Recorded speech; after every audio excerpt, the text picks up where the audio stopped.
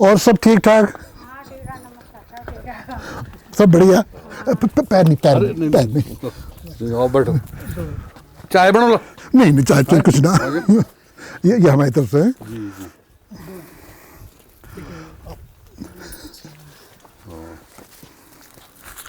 ये अच्छा, हमने कहा इस बहाने गांव घूम लेंगे। हाँ जी हाँ जी। ठीक है, बहुत बढ़िया। आता भी है कि जो हाँ, दो ही दिन बस। अच्छा, हाँ, अच्छा है। हाँ, नमस्कार। उनका में चल गो, हाँ।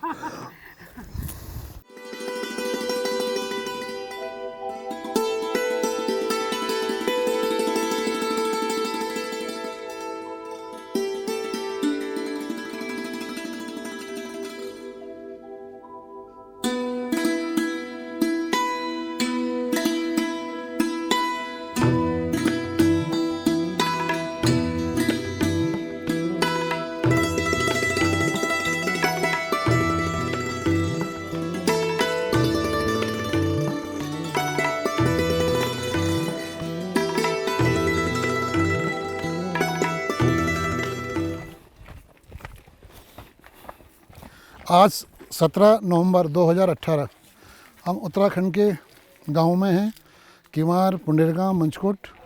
यहाँ वृद्धों को कंबल वितरण किया जा रहा है। ये हम लोगों का छोटा सा प्रयास है, क्योंकि जितनी हम कोशिश करते हैं इसमें हम और कोशिश करेंगे।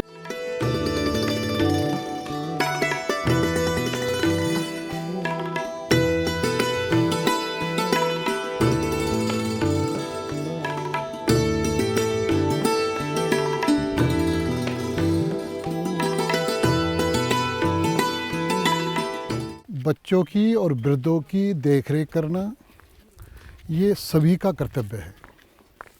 हम जनेऊ क्रांति अभियान श्री परमधाम मेरठ के सहयोगी हम लोग एक छोटा सा प्रयास करने की कोशिश कर रहे हैं कि जैसे मेरठ में छोटे बच्चों को हम दूध बांट रहे हैं, इसी तरह उत्तराखंड के कुछ गांवों में हमने वृद्धों के प्रतिदिन भोजन की व्यवस्था की है। आज के दिन हम वृद्धों को कंबल वितरण कर रहे हैं। ये हम सब हिंदुस्तानियों का क्या, प्रत्येक मनुष्य का कर्तव्य है कि वृद्ध और बच्चे ये असहाय हैं, इनकी मदद करना, इनकी देखरेख करना, इनके प्रति जागरूक होना, ये हम लोगों का कर्तव्य है जो हम मनुष्य हैं। इसलिए श्री परमधाम जनेऊ क्रांति के माध्यम से बच्चों और वृद्धों के प्रति जागरूकता के लिए प्रयास कर रहा है। हम मानते हैं कि हमारा ये छोटा सा प्रयास है, लेकिन इससे हम पूरे देश में एक जागृति पैदा करना चाहते हैं। इसलिए हम चाहते हैं बच्चे कुपोषित ना हो, वृद्ध उपेक्षित ना हो।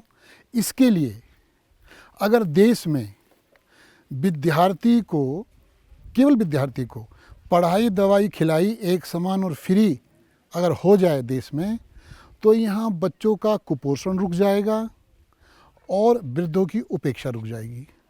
कैसे? जब माना विद्यार्थी के लिए पढ़ाई, दवाई, खिलाई एक समान फ्री हो गई, इससे गरीबी मिटेगी, गरीबी मिटेगी, शोषण मिटेगा। गरीबी का मतलब क्या है? गरीबी का मतलब ये नहीं है कि जो भीख मांग रहे हैं वही गरीब है। गरीबी का मतलब हमारे हिसाब से गरीबी का मतलब है जब तक हम हफ्ते में 2 बार, प्रत्येक हिंदुस्तानी परिवार के यहाँ हफ्ते में 2 बार पनीर की सब्जी ना बने तो समझ लेना हम गरीब हैं। जिस दिन हमारे घरों में हफ्ते में 2 बार पनीर की सब्जी का मतलब है प्रोटीन हमको इतना मिलना शुरू हो जाएगा, तो हम गरीबी से उभर जाएंगे।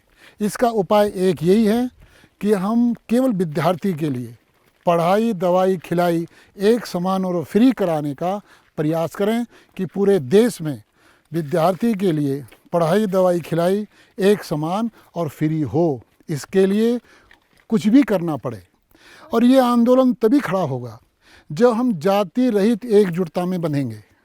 जब तक जाति व्यवस्था रहेगी तब तक ऐसा हो नहीं सकता। क्यों? जाति व्यवस्था से जातिवादी राजनीति पैदा होती है, और जातिवादी राजनीति कभी नहीं चाहेगी शिक्षा एक समान हो और फ्री हो। ये कभी जातिवादी राजनीति नहीं चाहेगी। और जातिवादी राजनीति को ख़त्म करने के लिए जाति व्यवस्था को ख़त्म करना जरूरी है। इसलिए इस अभियान में हमारा साथ दें। ठीक है।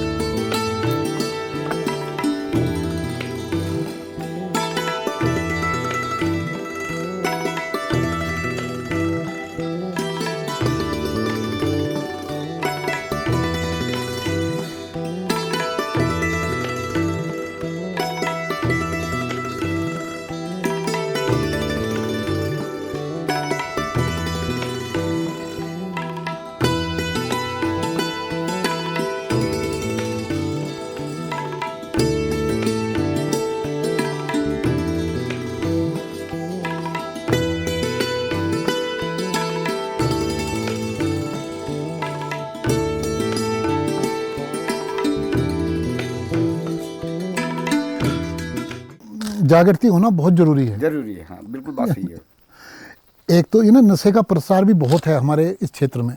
इस क्षेत्र में नहीं, पूरे गढ़वाल में। गढ़वाल में, हाँ। ये जो उत्तराखंड है, अब ये कि ये हमने कहा धीरे धीरे जागृति पैदा की जाए यहाँ किस तरह ठीक ठाक हो जी, क्योंकि रोजगार का साधन है नहीं ना, रोजगार का कोई साधन है नहीं, कुछ साधन नहीं है।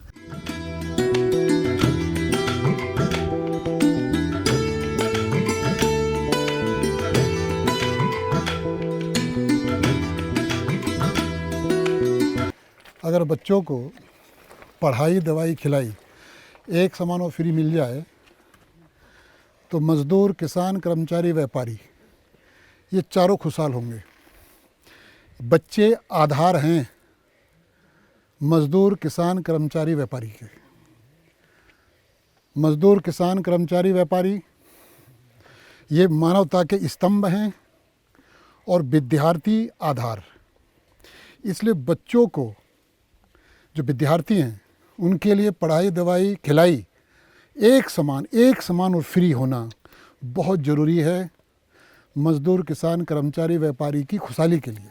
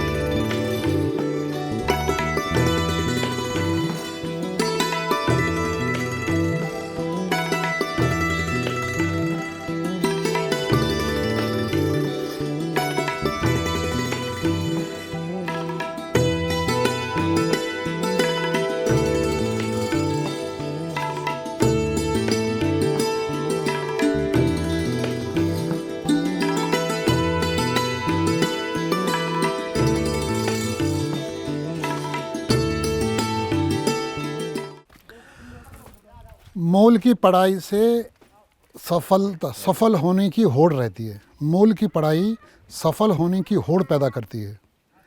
मूल की पढ़ाई जब तक रहेगी, और असमान दो चीज़ें हैं, एक मूल की पढ़ाई, दूसरा असमान। जब तक शिक्षा मूल की होगी या असमान होगी, सफल होने की होड़ रहेगी। और सफल होने की होड़ शोषण पैदा करती है, शोषण करने की भावना को पैदा करती है।